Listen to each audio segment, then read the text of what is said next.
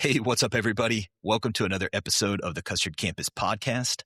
Wanted to give you a little heads up that this episode was cast in store, so it's noisy. There's a lot of background noise that cut into the audio. We try to clear that up as much as possible, but this audio is definitely not as good as we want it to be. We're always learning, and we'll get there. But there's still so much great information to take and use and make your dreams come true. All right, let's get this episode started.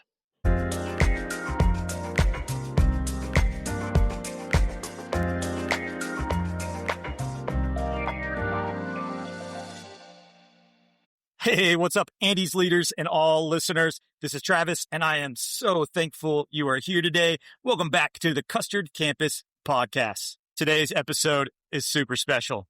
We're sitting down with the DFW GM of the year, and this isn't about a plaque or a title. While it does look cool, it's about the habits and decisions and standards that actually built a winning store. Because here's the truth. GM of the Year isn't won in award season. It's earned on a regular Tuesday. Brittany, welcome to the podcast. Before we jump in, I want to know a couple things.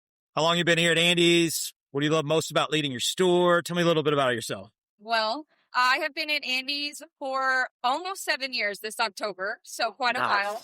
I love Andy's to death. I came from Panera, so it was a different concept completely. I really got ingrained into the company because it was so family-like, and I know that's really common, but it is really unheard of for companies or corporations and franchises to know their bosses, to know their bosses' bosses, to know that I personally know Andy and Dana and Ann and all them, and we've had conversations and have fun and laughs and hugs. That is really special to me. It's special to know that they know what my family's names are. They know I have kids. They know everything about me, and I know a lot about them, and it makes it more personable. It makes me feel like I actually matter in the company. Oh, that's so good. I hear that so much, and we got to keep building on that.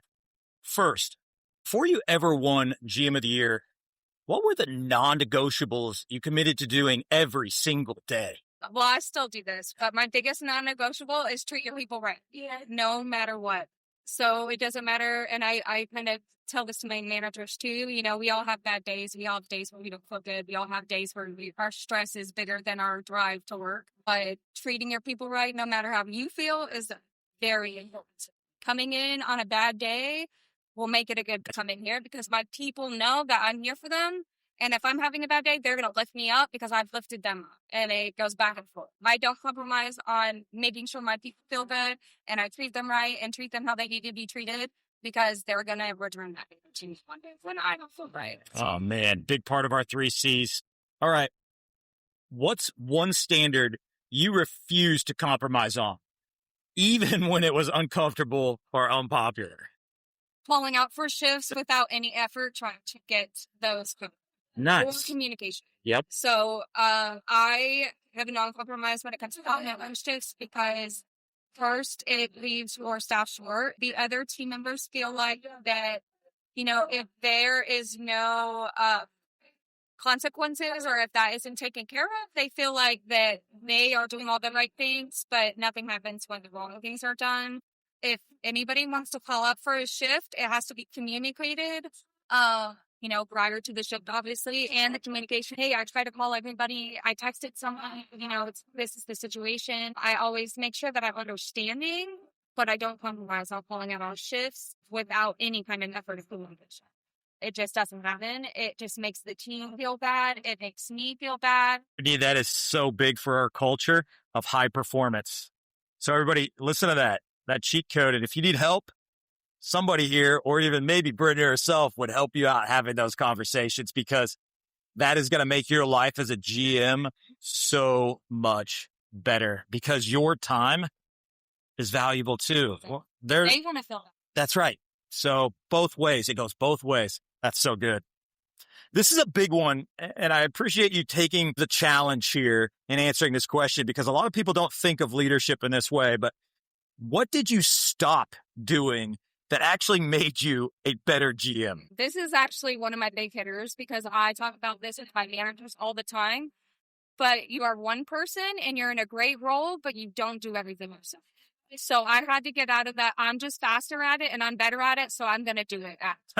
I did that for years and realized that I was just running myself into the ground while my team stayed normal. Yep. Instead, I learned to delegate and tell people, hey, you help me, I help you. You're going to do this. I'm going to do this. More stuff got done. The store stayed cleaner. People got a little sense of responsibility. So they felt like, oh, I'm helping contribute to the cleanliness or the standards. So me stepping back and just being like, hey, I have to delegate some of this stuff, even though I know I can do it faster. I know I can do it best, and it's going to be right if I do it.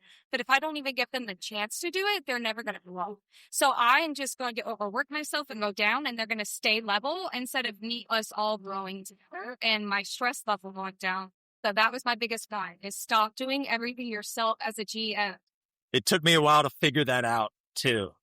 And it's a big part of my story and my success. So we're always talking on this podcast about cheat codes. That is a huge one. And some of us figure that out a lot sooner than others. And we're here to tell you, again, you can bring success. You hear Brittany's story of success and what she's been able to do here through that idea. I know delegation's a big word, but it doesn't have to be. You're trusting just people to do even the simplest of things, and they move forward and you move up together and trust each other. Yes. That's so good. Yeah, so good.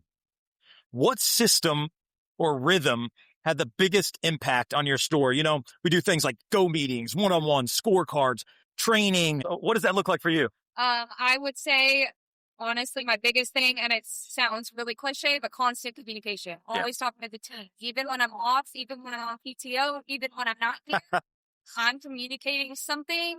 Even if I'm not directly communicating to the team, I'm communicating to the managers, they're communicating to the team, but everybody knows I'm an over-communicator, and that's okay.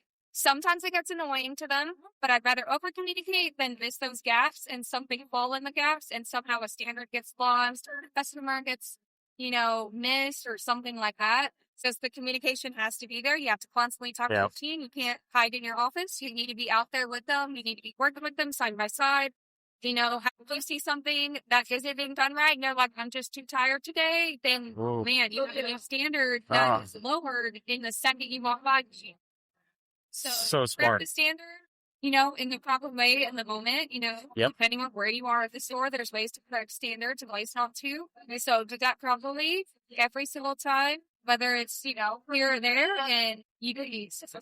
I love that. You're at a new store here. And with that type of over-communication, what you just talked about, you haven't had much turnover since you started this place many, many months ago. That's a testament. Over-communication is not bad. When you bring everybody into the fold, you build a sense of trust and safety in your environment, and that really increases retention and really drops that turnover number down. Incredible job there. Really cool. We all learn from our mistakes. What mistake taught you the most to the road to get this award? Keeping people in the company that don't deserve to be in this. Oh, yeah. So I would say, we talk about retaining people a lot, and I've been very great at retaining people. Even at my old store, I had a very low turnover. Like people, it's worried much about people to me. Yeah. So, there's a nice versa to that. Hiring someone that, were great in the interview and you kind of struggle along and you work with them and work with them and work with them, and they're bringing your team down and, they're not managing correctly or whatever the case is, but you're kind of keeping a frown out of need because you don't really kind of go through the process of hiring, or you don't have time to hire. Right. You're kind of running out of time and you need people. That's not the right way to do it. I think that will. You got to get rid of the people that don't belong at Andy's and build great people, hire good people. Right. I'm more into building people than hiring people, just because I feel like that's how you retain. That's right. But don't keep people around that form Andy's vibes. I love it. And we got a specific vibe here. Yeah, that's awesome. I mean, that's where our productivity comes from. Culture's built from that high performance. That's Andy's vibes. I love that. Great word. All right.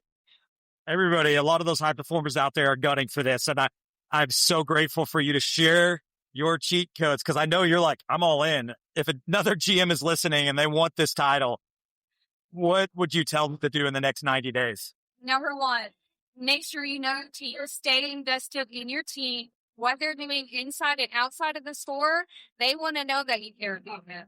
That's I love that. actively listen to understand. You don't just listen to people, but figure out how you're going to react and how to solve problems.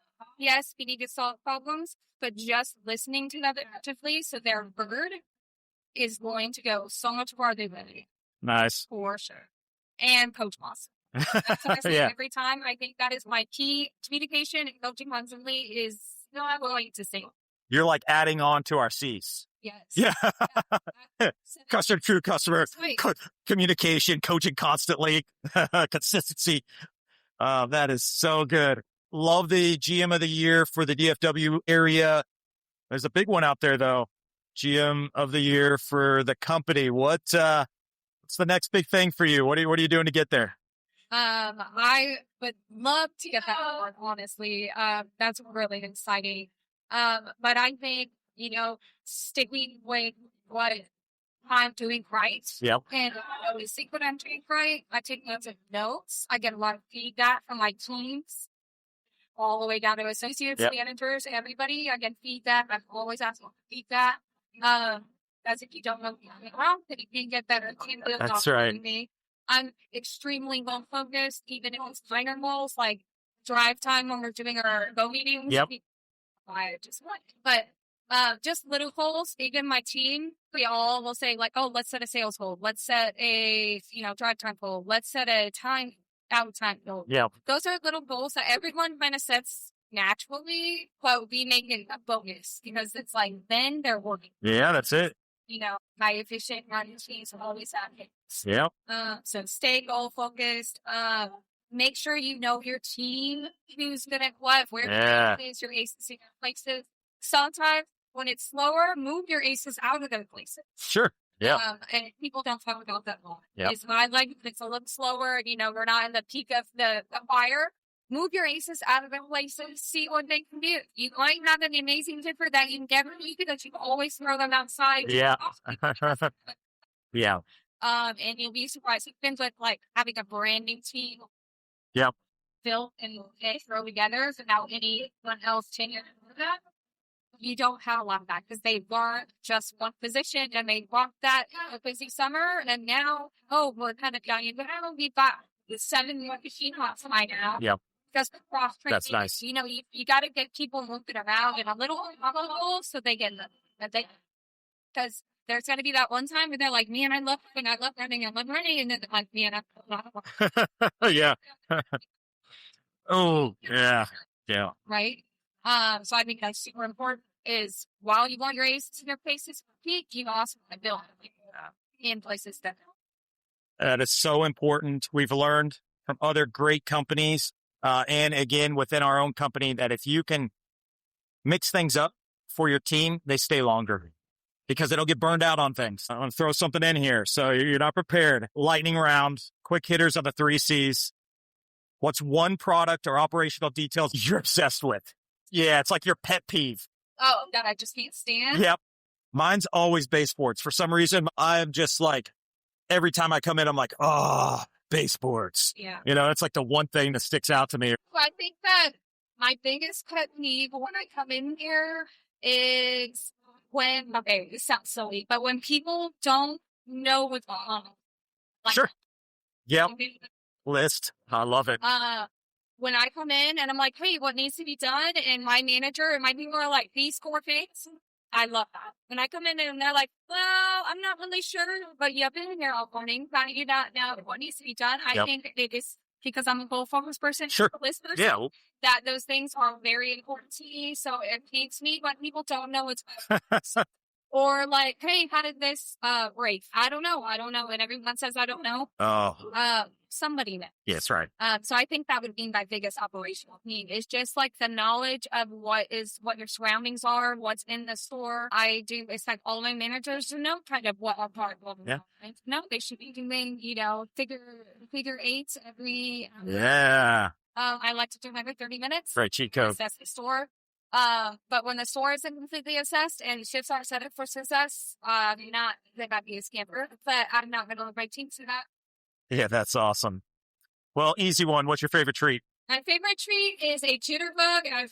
Nice. Add it, or are you jackhammering it? No. You're added in, all blended in. That sounds great. What an old school classic with a new school twist. Congratulations on your success. You're doing so well. I'm excited to continue to follow your journey. All that consistency is going to lead to even greater things. Great job today. Thanks for doing this. All right, guys, my goal is that you learned something today, and it helps get you closer to making your dreams come true. I'm here to serve, not to change anything, just support great leadership and decision-making. Keep engaging, share the content.